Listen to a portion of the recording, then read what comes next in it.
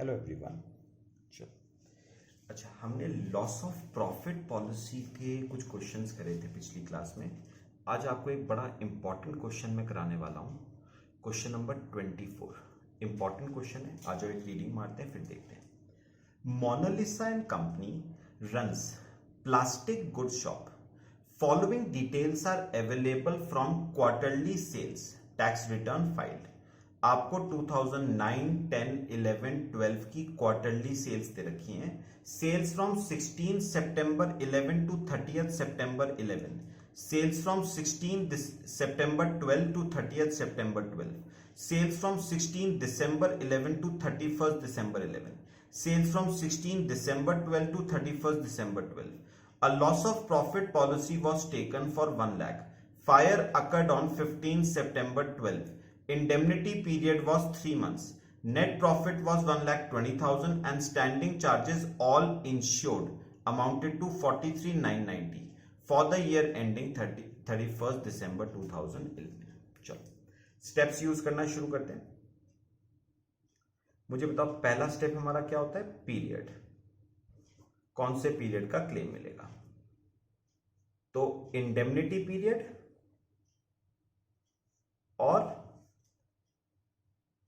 Period of dislocation, दोनों में से जो भी लेस है। चलो बताओ, लास्ट में देखना, इंडेमनिटी पीरियड 3 मंथ्स दे रखा है।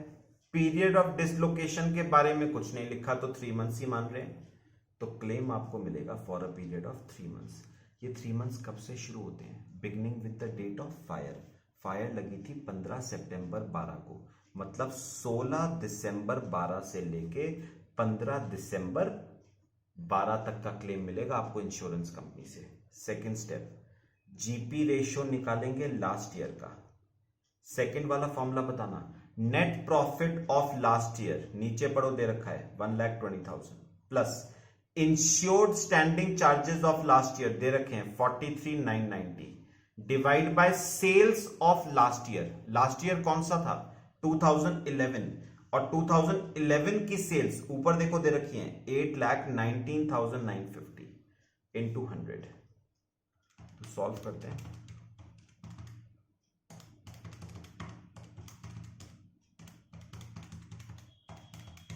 %20 ऑन सेल्स।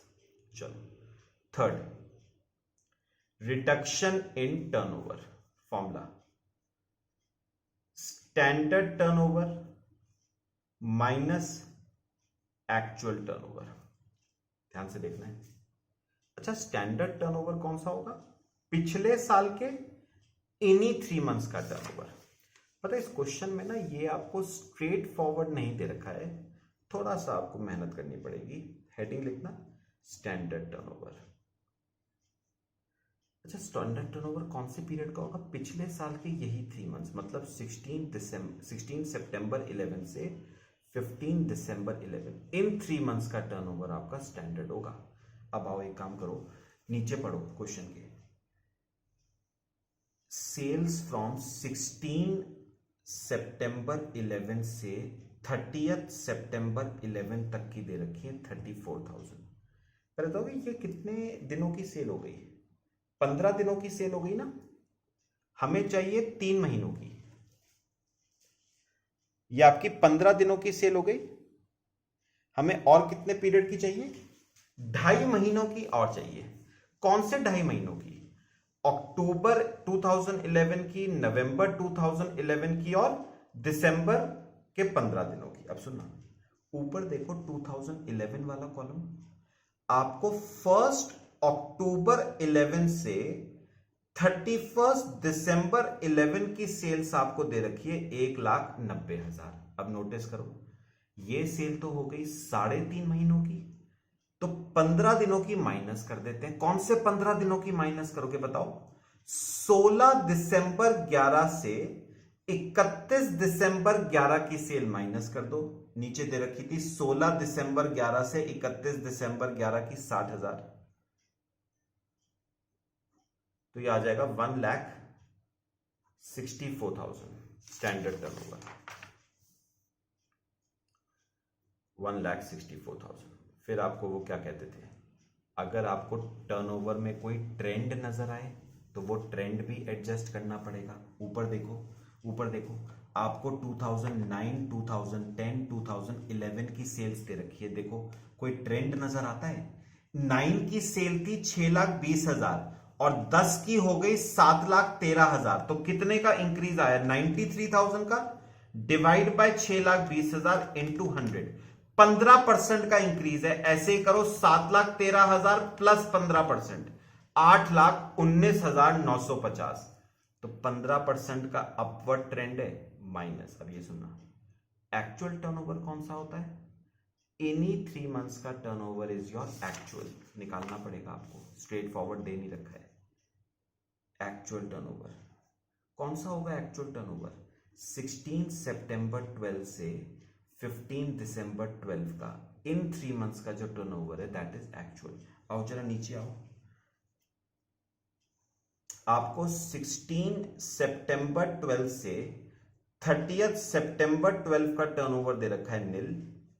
ऊपर 2012 वाला कॉलम देखना, 1 अक्टूबर 12 से 31 दिसंबर 12 का टर्नओवर दे रखा है 148। तो ये तो हो गया 3.5 महीनों का। इसमें से 15 दिनों का माइनस कर देते हैं। कौन से 15 दिनों का? 16 दिसंबर से लेके 31 दिसंबर तक का, वो दे रखा है 20,000। तो ये आ गया 1,28,000।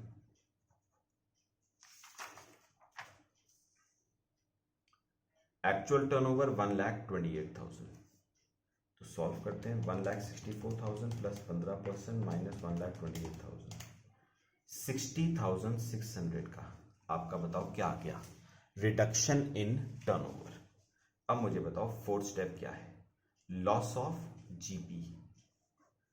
Formula, reduction in turnover multiply by GP ratio. Reduction in turnover 60,600, GP ratio 20% है, तो ये आ जाएगा आपका 12,120, लॉस ऑफ जीपी। ये 4 स्टेप्स हो गए। अब आ जाओ फिफ्थ स्टेप। फिफ्थ स्टेप क्या था? Admissible increased cost of working. Notice करना, मेरे ख्याल से ना इस पूरे क्वेश्चन में इंक्रीज्ड कॉस्ट ऑफ वर्किंग की कोई बात नहीं है, नील कर दो।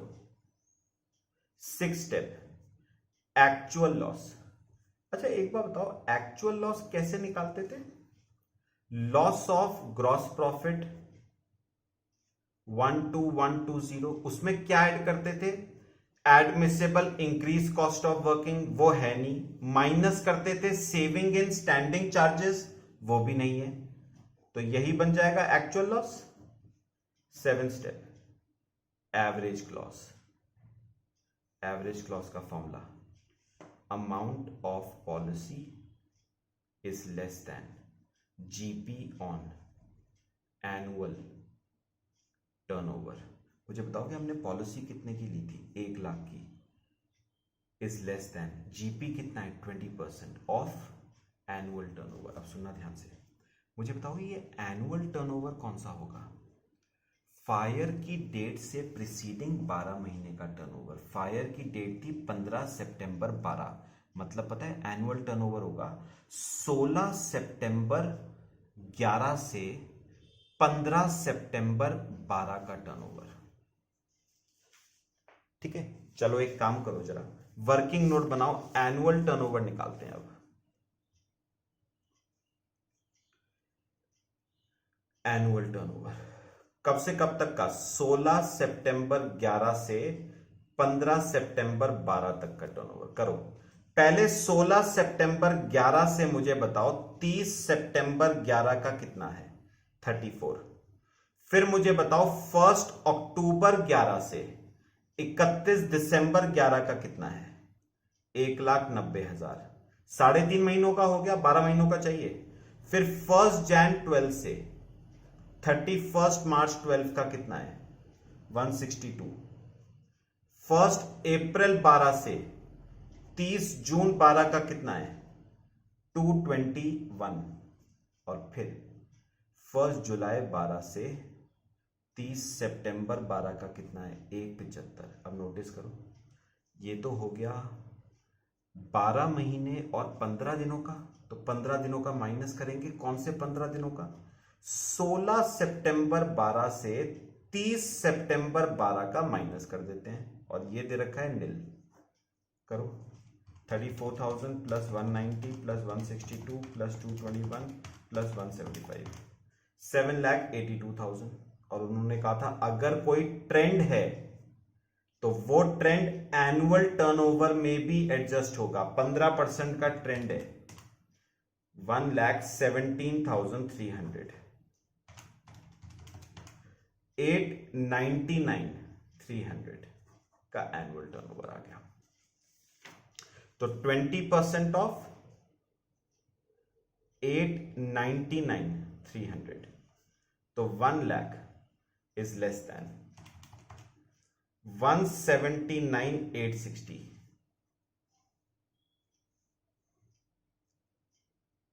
1 लाख इज लेस देन 179,860। तो मुझे बताओ, आपका अंडर इंश्योरेंस का केस अप्लाई हो गया। ऐसे केस में बताओ क्लेम का क्या फॉर्मूला होता है। 8th क्लेम का formula, amount of policy 1 lakh divide by GP on annual turnover 179,860 into actual loss 12120,